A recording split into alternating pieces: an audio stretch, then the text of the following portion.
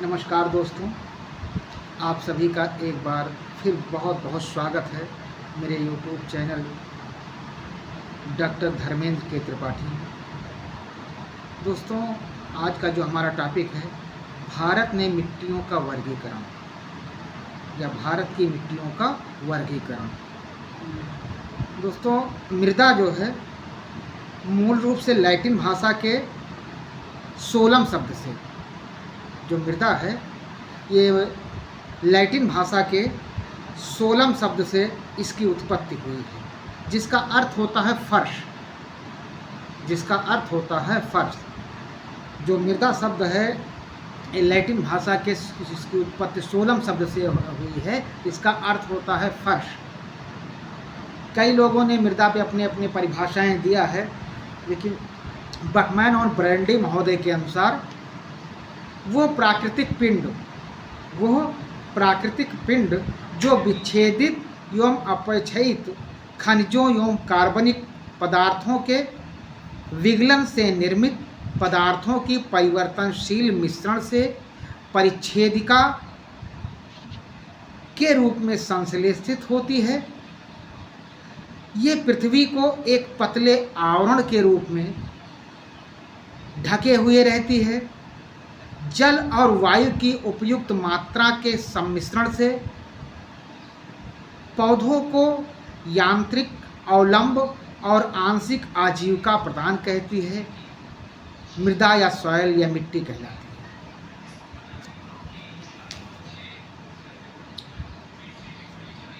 दोस्तों, भारतीय कृषि अनुसंधान परिषद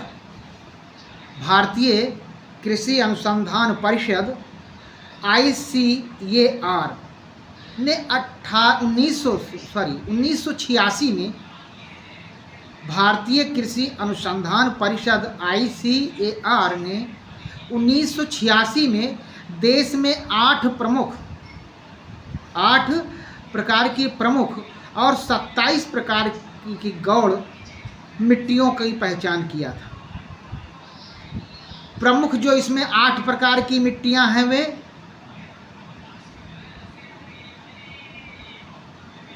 अधोलिखित हैं। नंबर 1 जलोढ़ मिट्टी, नंबर 2 लाल मिट्टी, नंबर 3 काली मिट्टी, नंबर 4 लैटराइट मिट्टी, नंबर 5 मरुस्थलीय मिट्टी, नंबर 6 पर्वतीय मिट्टी, नंबर 7 पीट व दलदली प्रकार की मिट्टी और लवणीय या क्षारीय मिट्टी। जो नंबर 1 प्रकार की मिट्टी जलोढ़ प्रकार की मिट्टी है। दोस्तों, जलोढ़ मिट्टियाँ विशाल मैदान पंजाब से असम तक नर्मदा, तापी, महानदी, गोदावरी, कृष्णा तथा कावेरी नदियों की घाटियों, नर्मदा, ताप्ती, महानदी, गोदावरी, कृष्णा तथा कावेरी नदियों की घाटियों एवं केरल राज्य के तटवर्ती भागों में लगभग 15 लाख वर्ग किलोमीटर अर्थात देश के क्षेत्रफल का 43.4% भू क्षेत्र पर फैली हुई है। यानी जलोढ़ मिट्टी जो है देश के संपूर्ण क्षेत्रफल जो हमारा है 32,87,263 वर्ग किलोमीटर, उसके 43.4% भूभाग क्षेत्रफल ये फैला है। विशेष रूप से ये जो मिट्टी है जलोढ़ प्रकार की मिट्टी, ये नदियों द्वारा अपरदित पदार्थों से निर्मित है। यानी इस पर ये जो जलोढ़ प्रकार की मिट्टी है ये नदियों द्वारा अपरदित पदार्थों से निर्मित मिट्टी है।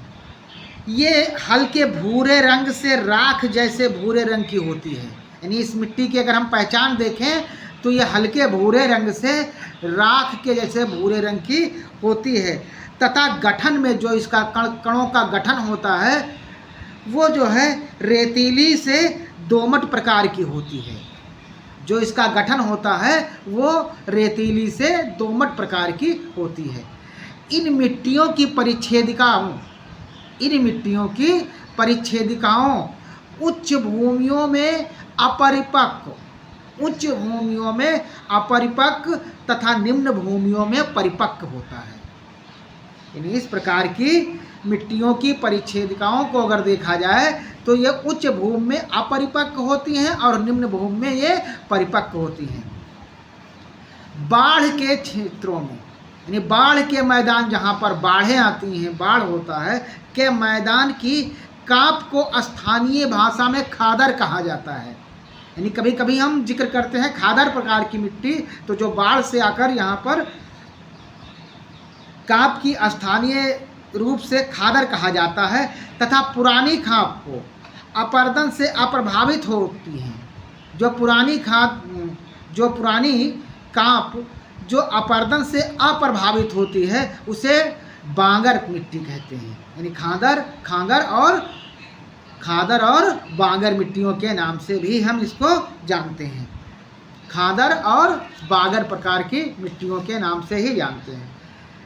बांगर भूमि जो होती है, बांगर भूमि में कंकर तथा अशुद्ध कैल्शियम कार्बोनेट की ग्रंथियां पाई जाती हैं जिन्हें कंकड़ कहते हैं। बांगर भूमि में कंकड़ तथा अशुद्ध कैल्शियम कार्बोनेट की ग्रंथियां पाई जाती हैं जिन्हें कंकड़ कहा जाता है। बांगर के निर्माण में चीका क्ले का प्रमुख योगदान होता है। ये बांगर मिट्टी के निर्माण में चीका या क्ले जिसे कहते हैं के निर्माण में चीका का महत्वपूर्ण स्थान होता है। यह दोमट या रेतीले दोमट प्रकार की मृदा है। यानी ये ऐसी मिट्टी है जो दोमट हो सकती है या रेतीली दोमट दोनों प्रकार की हो सकती है। ठीक है। इन मिट्टियों में पोटास या इस मृदा में पोटास व चूना प्रचुर मात्रा में मिलता है। जलोढ़ प्रकार की जो मिट्टी है उसमें पोटास व चूना पर्याप्त मात्रा में मिलता है। फास्फोरस, नाइट्रोजन और अनेक प्रकार के जीवांश का अभाव होता है। ये मिट्टी जो इसमें फसल का उत्पादन होता है तो इस प्रकार की मिट्टी में धान, गेहूँ, गन्ना, दलहन, तिलहन आदि की खेती के लिए उपयुक्त होती है। यानी इस प्रकार की जो मिट्टी होती है, जलोढ़ प्रकार की मिट्टी होती जो, इसमें हम धान, गेहूँ, गन्ना, दलहन और तिलहन की फसलों का उत्पादन अधिक करते हैं। दूसरा है लाल मिट्टी, यानी दूसरी मिट्टी है लाल मिट्टी, रेड सॉइल। लाल मिट्टी का विस्तार लगभग देश के भूभाग पर 5.18 लाख वर्ग किलोमीटर क्षेत्रफल पर है। यानी क्षेत्रफल के दृष्टिकोण से अगर देखा जाए भारतीय परिप्रेक्ष्य में तो भारत के संपूर्ण क्षेत्रफल का कह सकते हैं कि 5.18 लाख वर्ग किलोमीटर क्षेत्रफल पर यह मिट्टी पाई जाती है। ये इस प्रकार की मृदा देश का तृतीय विशालतम वर्ग है। इस प्रकार की जो मृदा है ये तृतीय विशालतम वर्ग है। लाल मिट्टी का विस्तार देश के लगभग 5.18 लाख वर्ग किलोमीटर क्षेत्रफल पर है। ये सर्वाधिक मात्रा में तमिलनाडु, कर्नाटक, महाराष्ट्र, आंध्र प्रदेश, छत्तीसगढ़, उड़ीसा तथा झारखंड के व्यापक क्षेत्रों में यानी इस प्रकार की मिट्टी जो है तमिलनाडु, कर्नाटक, महाराष्ट्र, आंध्र प्रदेश, छत्तीसगढ़, उड़ीसा, झारखंड के व्यापक क्षेत्रों में तथा पश्चिमी बंगाल और दक्षिणी उत्तर प्रदेश तथा राजस्थान के कुछ क्षेत्रों में इस प्रकार की मिट्टी पाई जाती है, लाल मिट्टियाँ पाई जाती हैं। इन मिट्टियों का जो लाल मिट्टी प्रकार की मिट्टी है, रेड सॉइल से हम कहते हैं, इस मिट्टियों का विकास जो है आर्कियन ग्रेनाइट, नीस तथा कुड़ुप्पा एवं विंध्यन बेसियों तथा धारवाड़ शैलों की अवसादी शैलों के ऊपर हुआ है। यानी इस प्रकार की जो है मिट्टी का निर्माण आर्कियन ग्रेनाइट, नीस तथा कुड़ुप्पा एवं विंध्यन बेसियों तथा धारवाड़ शैलों की अवसादी शैलों के ऊपर हुआ है। इसका लाल रंग लोहे के ऑक्साइड की उपस्थिति के कारण है। जो जिस आधार पर इसका नामकरण किया गया है, तो इसमें लोहे के ऑक्साइड की उत्पत्ति के कारण इसका रंग लाल होता है। इसका गठन जो है बालू से चीका तक प्रधानता होती है। इसमें बालू से चीका तक की प्रधानता होती है। प्रधानता ये दोमट प्रकार का होता है। इसकी संरचना जो होती है वो छिद्रमय तथा भंगुर जो हो, जिसमें कंकर, कार्बोनेट तथा कुछ घुलनशील लवण पाए जाते हैं। अर्थात ये स्वभाव में अम्लीय प्रकृति की होती है। यानी स्वभाव में देखा जाए तो लाल मिट्टी जो है ये अम्लीय प्रकार की होती है। ये अत्यधिक निछालित मिट्टियां हैं। इस प्रकार की मिट्टी में लोहे, एल्युमिनियम तथा चूने का अंश अधिक होता है। यानी इस प्रकार की जो लाल प्रकार की मिट्टी होती है, इसमें लोहे, एल्युमिनियम तथा चूने का अंश अधिक होता है, किंतु जीवाश्म पदार्थ नाइट्रोजन, फास्फोरस तथा चूना की कमी पाई जाती है। सिंचाई के द्वारा जो लाल मिट्टी होती है, इस मिट्टी में तंबाकू, बाजरा, तीसी, दलहन, गेहूं आदि की खेती प्रमुखता से की जाती है। यानी जो लाल मिट्टी होती है, इसमें हम प्रमुख रूप से तंबाकू, बाजरा और दलहन, गेहूं की खेती करते हैं। तीसरा है काली प्रकार की मिट्टी। काली मिट्टी यानी रंग जैसा है, नाम ही वैसा है, काली मिट्टी। काली मिट्टियों को स्थानीय रूप से रेंगुर, काली मिट्टी को स्थानीय रूप भाषा में रेंगुर व उत्तर प्रदेश में काली कपास की मिट्टी तथा अंतर्राष्ट्रीय रूप में उष्णकटिबंधीय चरनोजम कहा जाता है। काली मिट्टियों को स्थानीय रूप में रेंगुर व उत्तर प्रदेश में केरल काली कपास की मिट्टी व अंतर्राष्ट्रीय रूप से उष्णकटिबंधीय चरनोजम मिट्टी कहा जाता है। इन मिट्टियों का विस्तार जो है लगभग 5.46 लाख वर्ग किलोमीटर क्षेत्रफल है। इस मिट्टी का विस्तार जो है 5.46 लाख वर्ग किलोमीटर क्षेत्रफल पर है। यानी संपूर्ण क्षेत्रफल का 15.2% भूभाग पर इस प्रकार की मिट्टी पाई जाती है। कहने का तात्पर्य है कि ये संपूर्ण क्षेत्रफल का 15.2% भू क्षेत्रफल इस लाल प्रकार की मिट्टी पाई जाती है। इस मिट्टी का विस्तार जो है महाराष्ट्र में सर्वाधिक मात्रा में होता है, क्योंकि कपास की खेती होती है। पश्चिमी मध्य प्रदेश, गुजरात, राजस्थान, आंध्र प्रदेश, कर्नाटक, तमिलनाडु एवं उत्तर प्रदेश पर दक्कन लावा बेसाल्ट जो है के अपक्षय से हुआ है। इसकी संरचना सामान्यतः चीकामय, यानी इस मिट्टी का गठन अगर देखा जाए तो सामान्यतः चीकामय, डली युक्त तथा कभी कभी भंगूर जैसी होती है।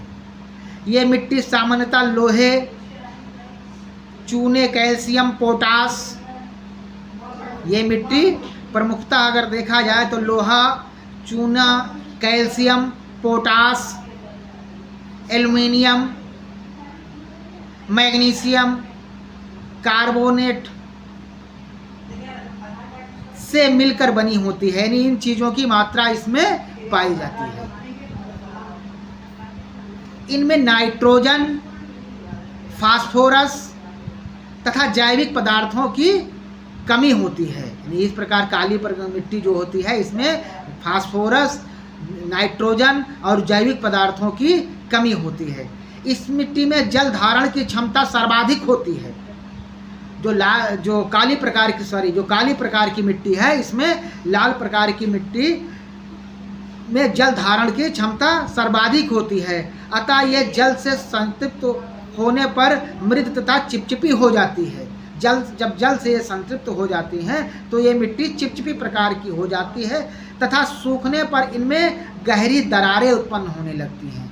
सूखने पर इस मिट्टी में गहरी दरारें आ जाती हैं, जिसके कारण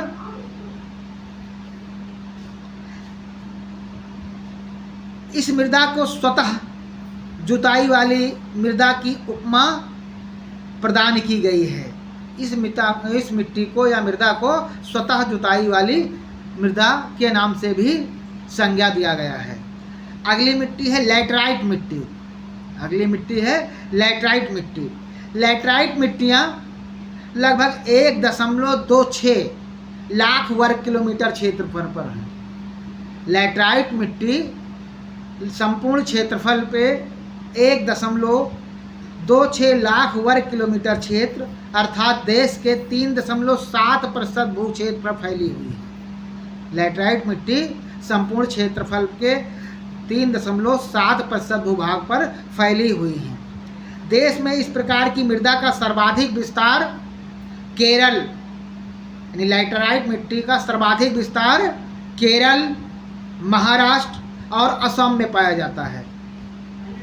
ये मिट्टियाँ सह्याद्री, पूर्वी घाट, राजमहल पहाड़ियाँ, सतपुड़ा, विंध्यन, असम तथा मेघालय की पहाड़ियों के शिखरों में मिलती हैं।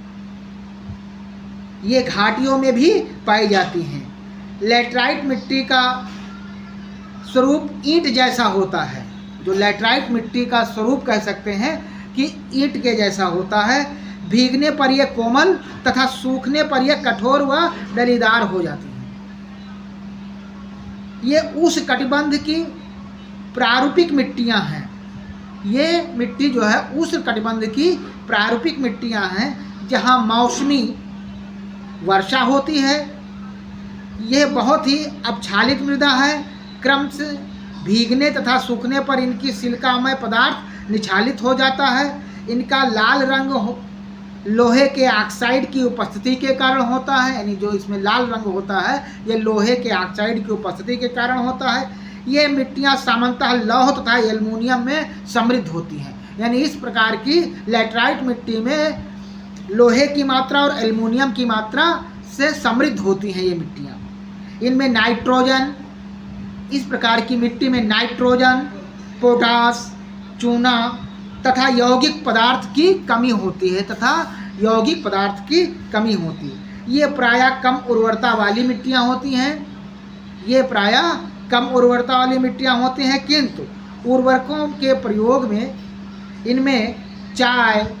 किंतु उर्वरकों के प्रयोग से इनमें चाय, कहवा, रबर, सिनकोना तथा काजू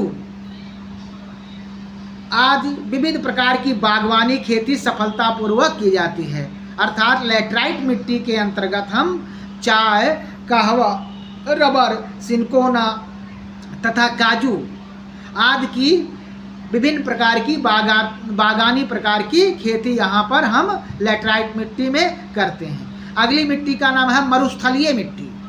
अगली मिट्टी जो है मरुस्थलीय मिट्टी। मरुस्थलीय मिट्टी का विस्तार जो है राजस्थान, सौराष्ट्र, कच्छ, हरियाणा तथा दक्षिणी पंजाब के लगभग 1.42 लाख वर्ग किलोमीटर क्षेत्रफल पर है। यानी ये जो मरुस्थलीय प्रकार की मिट्टी है इसका विस्तार राजस्थान, सौराष्ट्र, कच्छ, हरियाणा तथा दक्षिणी पंजाब के लगभग 1.42 लाख वर्ग किलोमीटर पर है। ये मिट्टियाँ बलुई से बजरी युक्त होती हैं। ये मिट्टी जो होती है ये बलुई से बजरी युक्त होती है। इनमें जैविक पदार्थ तथा नाइट्रोजन की कमी होती है। यानी मरुस्थलीय प्रकार की मिट्टी में जैविक पदार्थों तथा नाइट्रोजन की कमी होती है एवं कैल्शियम कार्बोनेट की भिन्न मात्रा पाई जाती है। इस मिट्टी में कैल्शियम कार्बोनेट की भिन्न प्रकार से मात्रा पाई जाती है। इनमें घुलनशील विशेषता यह है कि इसमें घुलनशील लवणों तथा फास्फोरस का उच्च प्रतिशत रहता है। यानी इसका घुलनशील जो अनेक प्रकार के लवण हैं और फास्फोरस इसमें की मात्रा जो है ज़्यादा मात्रा में इसमें पाई जाती है, किंतु नमी की मात्रा इसमें कम होती है। इस प्रकार की मिट्टी में जो है मरुस्थलीय प्रकार की मिट्टी में नमी की मात्रा यहाँ कम होती है। इस मिट्टी में सिंचाई के द्वारा जो प्रमुख फसलें हैं उसमें ज्वार, बाजरा, मोटे अनाज व सरसों। यानी मरुस्थलीय मिट्टी में सिंचाई के माध्यम से हम ज्वार, बाजरा, मोटे अनाज व सरसों आदि की खेती करते हैं। अगली मिट्टी आती है भारतीय मिट्टियों का जब वर्गीकरण करते हैं तो पर्वतीय मिट्टी।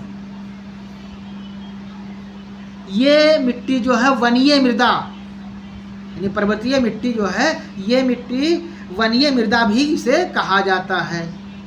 इस मिट्टी को वनीय मृदा भी कहा जाता है। इसका विस्तार 2.85 यानी इस मिट्टी का विस्तार जो है 2.85 लाख वर्ग किलोमीटर पर क्षेत्रफल पर पाया जाता है। यानी भारत के संपूर्ण क्षेत्रफल पर 2.85 लाख वर्ग किलोमीटर क्षेत्रफल पर इस प्रकार की मिट्टी पाई जाती है। ये नवीन व अविकसित, इस प्रकार की मिट्टी नवीन व अविकसित मृदाएं मिट्टी होती हैं जो कश्मीर से अरुणाचल प्रदेश तक फैली हुई हैं। यानी इस प्रकार की मिट्टी जो नवीन होती है और अविकसित होती है ये कश्मीर से लेकर अरुणाचल प्रदेश तक फैली हुई है। इसमें पोटास, चूना व फास्फोरस का अभाव होता है। यानी इस प्रकार की मिट्टी में फास्फोरस, इस प्रकार की मिट्टी में फास्फोरस, पोटास, चूना का अभाव होता है, पर जीवांश इस मिट्टी में प्रचुर मात्रा में पाए जाते हैं। यानी कह सकते हैं कि पर्वतीय मिट्टियों में जीवांश की मात्रा प्रचुर मात्रा में पाई जाती है। यहाँ पर पर्वतीय ढालों पर इसमें यानी इस प्रकार की मिट्टी जो है, इस प्रकार की मिट्टी में हम पर्वतीय ढालों पर सेब, नाशपाती आदि की खेती अधिक मात्रा में करते हैं। चूँकि ये पर्वतीय ढालों पर इस तरह की मिट्टियाँ ज़्यादा पाई जाती हैं, चूँकि इसलिए इसे हम वनीय मृदा भी कहते हैं। और यहाँ पर ये मिट्टी जो है कश्मीर से लेकर अरुणाचल प्रदेश तक के क्षेत्र में पाई जाती है। तो यहाँ जो है हम सेब, नाशपाती आदि फल वृक्ष ज़्यादा मात्रा में यहाँ उगाए जाते हैं। सामान्यतः इस प्रकार की मृदाएं अम्लीय स्वभाव की होती हैं। सामान्य रूप से अगर देखा जाए तो इस प्रकार की मिट्टी जो है अम्लीय स्वभाव वाली होती हैं। अगला है पीट तथा दलदली मृदाएं। पीट तथा दलदली मृदा। पीट मृदाएं नम जलवायु में बनती हैं। पीट मृदाएं जो होती हैं ये नम जलवायु में बनती हैं। सड़ी वनस्पतियों से बनी पीट मिट्टियों का निर्माण, सड़ी वनस्पतियों से बनी पीट मिट्टियों का निर्माण केरल तथा तमिलनाडु के आर्द्र प्रदेशों में हुआ है। केरल तथा तमिलनाडु के आर्द्र प्रदेशों में हुआ है। इन मृदाओं में जैविक पदार्थ व घुलनशील नमक की इन मृदाओं में इस प्रकार की पीट तथा दलदली मृदाओं में जैविक पदार्थ व घुलनशील नमक की मात्रा अधिक होती है, किंतु इसमें पोटाश तथा फास्फेट की कमी होती है। यह मृदाएं काली भारी व अम्लीय होती हैं। इस प्रकार की मृदाएं काली भारी व अम्लीय प्रकार की होती हैं। अगली मिट्टी है लवणीय तथा क्षारीय मृदाएं। ये मिट्टियां पंजाब, हरियाणा, राजस्थान, बिहार, उत्तर प्रदेश तथा महाराष्ट्र के शुष्क भागों में लगभग 1.7 लाख वर्ग किलोमीटर क्षेत्रफल पर फैला है। यानी इस प्रकार की मिट्टी जो है लवणीय तथा क्षारीय प्रकार की मिट्टी, ये मिट्टियाँ पंजाब, राजस्थान, बिहार, हरियाणा, उत्तर प्रदेश एवं महाराष्ट्र के शुष्क भागों में लगभग 1.7 लाख वर्ग क्षेत्रफल पर फैली हैं। कोशिका क्रिया से धरातल पर लवणों की परत पोटेशियम, सोडियम, कैल्शियम तथा मैग्नीशियम आदि के सल्फेट तथा कार्बोनेट पर बन जाती हैं। दलदली मृदाएं तटीय उड़ीसा, सुंदरवन, उत्तरी बिहार। दलदली जो मृदाएं हैं वो तटीय उड़ीसा, सुंदरवन, उत्तरी बिहार के मध्यवर्ती भाग तथा तमिलनाडु में पाई जाती है। निचले क्षेत्रों में जलाक्रांति तथा अवायु दशाओं से में इस मृदा का निर्माण होता है। इसमें फेरम आयरन होने के इस मिट्टी में कह सकते हैं कि फेरम आयरन होने से प्रायः इसका रंग नीला होता है। ये अम्लीय स्वभाव की मृदा होती है तथा इसमें कार्बनिक पदार्थ की मात्रा 40 से 50% तक होती है। इस मिट्टी में ज़्यादातर धान की खेती की जाती है। इस प्रकार की मृदा में मैंग्रोव वनस्पतियाँ पाई जाती हैं जो विशेषकर तटीय क्षेत्रों में फैली होती हैं। ये भारत की मिट्टियों का वर्गीकरण था। मित्रों, उम्मीद है कि आप सभी जब इस वीडियो को देखेंगे तो ज़रूर अच्छा लगेगा और समझ में भी आएगी बातें हमारी। मिलते हैं एक नए वीडियो के साथ। नमस्कार।